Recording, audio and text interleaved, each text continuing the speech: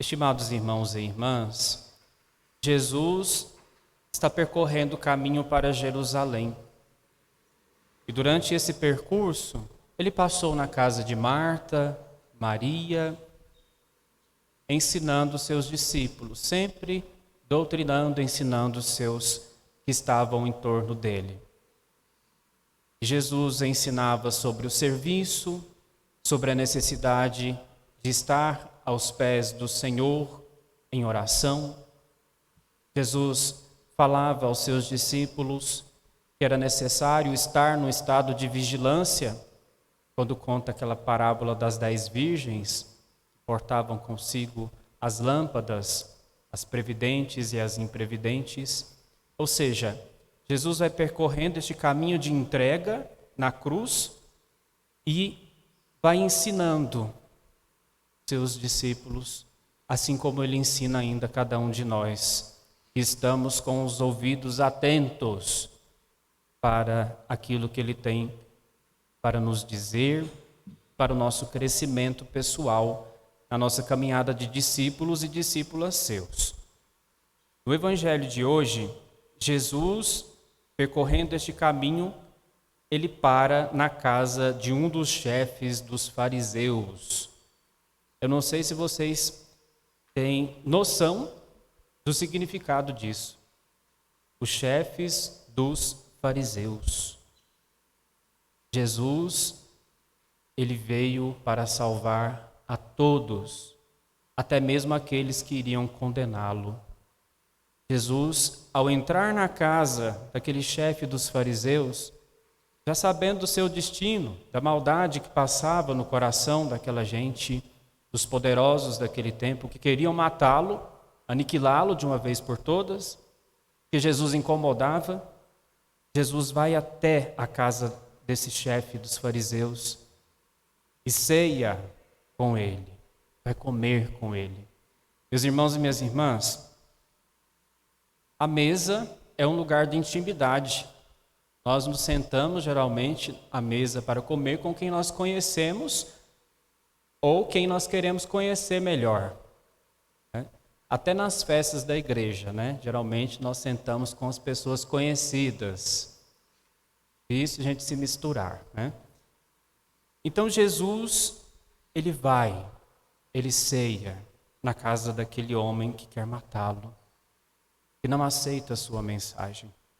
Mas Jesus, ele tinha a intenção de tentar converter aquele homem, fazer com que o seu coração mudasse. Jesus veio mostrar que ele quer, ele insiste para que todos se convertam, para que todos abracem a proposta do reino. Então, Jesus vai na casa desse chefe, ele foi convidado, e ali, Jesus ele começa a perceber as atitudes dos convidados, em primeiro lugar. Eles estavam buscando os primeiros lugares. Então Jesus conta a primeira parábola de que é preciso buscar os últimos lugares. Santa Teresinha diz, uma de suas frases famosas, que nós precisamos lutar pelos últimos lugares. Devemos conquistar os últimos lugares, porque estes lugares ninguém quer. Ninguém quer. Então, Jesus vai mostrar sobre a necessidade da simplicidade, da humildade em nossas ações. Aqueles que correm, buscando os primeiros lugares, são muito cheios de si, são autossuficientes, são orgulhosos. O contrário de quem é humilde é aquele que é orgulhoso.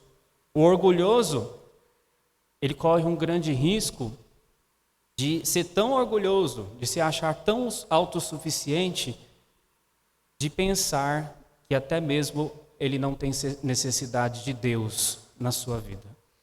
O orgulhoso corre esse risco. Se achar o Todo-Poderoso, eu consigo por mim mesmo. Então, a humildade, a primeira lição de Jesus ao participar desse banquete, dessa festa. E Jesus, ele fala na parábola sobre um casamento. Quando fores convidado a um casamento, então, casamento como essa festa onde a noiva, que é a igreja, se encontra com o noivo, se une com o noivo. Casamento é o símbolo do reino dos céus. Quando vocês forem lutar para entrar no reino dos céus, vocês devem agir assim. É isso que Jesus está falando. Se vocês querem entrar no reino que eu estou anunciando, façam que a sua vida seja simples, seja humilde, se coloque no seu lugar. Depois, Jesus ele começa a olhar o comportamento daquele que convidou. Ele convidou somente os grandes. Aí ele vai dizer para esse festeiro, né? Quando você for convidar, convide os pobres, os simples, os aleijados, os coxos, aqueles que não têm condição de retribuir. Ou seja, busque a gratificação do alto, de Deus. Busque a gratificação de Deus. Às vezes nós fazemos tantas coisas buscando ser reconhecidos pelas nossas atitudes, pelo nosso serviço, mas não deve ser assim, diz Jesus. Faça tudo com amor, com gratidão e busque que Deus te recompense. Assim deve ser o nosso comportamento. Na primeira leitura, nós temos aqui o significado de humildade, né? Se colocar numa atitude de mansidão, numa atitude de minoridade. Somente no momento em que aprendermos a agir com humildade, nós estaremos sendo reconhecidos por Deus.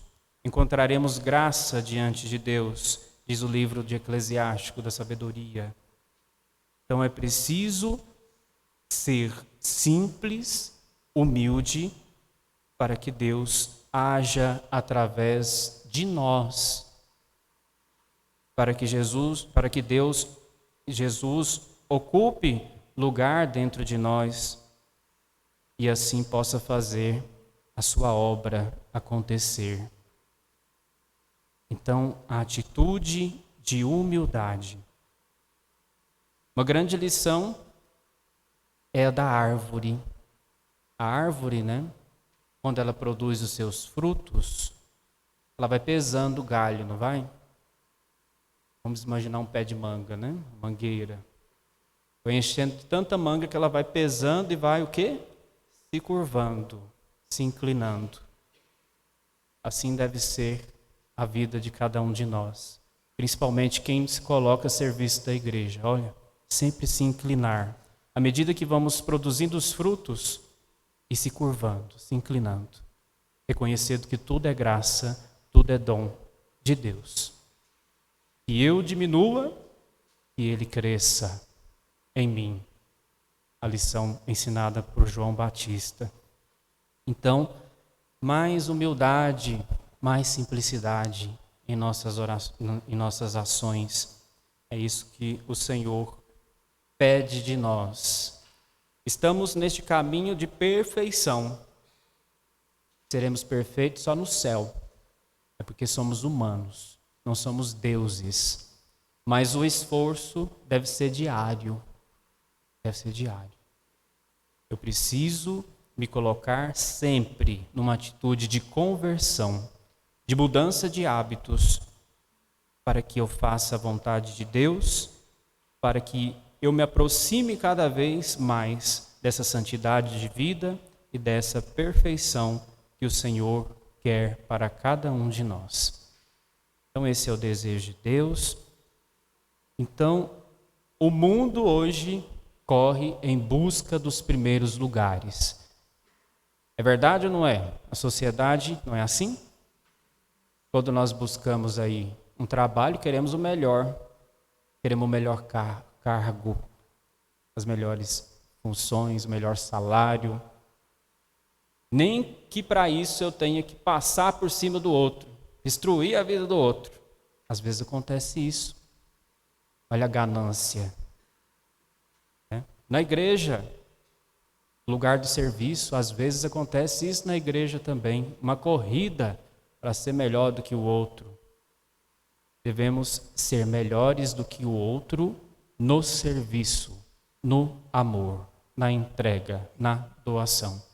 Jamais com a mentalidade lá de fora do mercado, mentalidade da competição, jamais.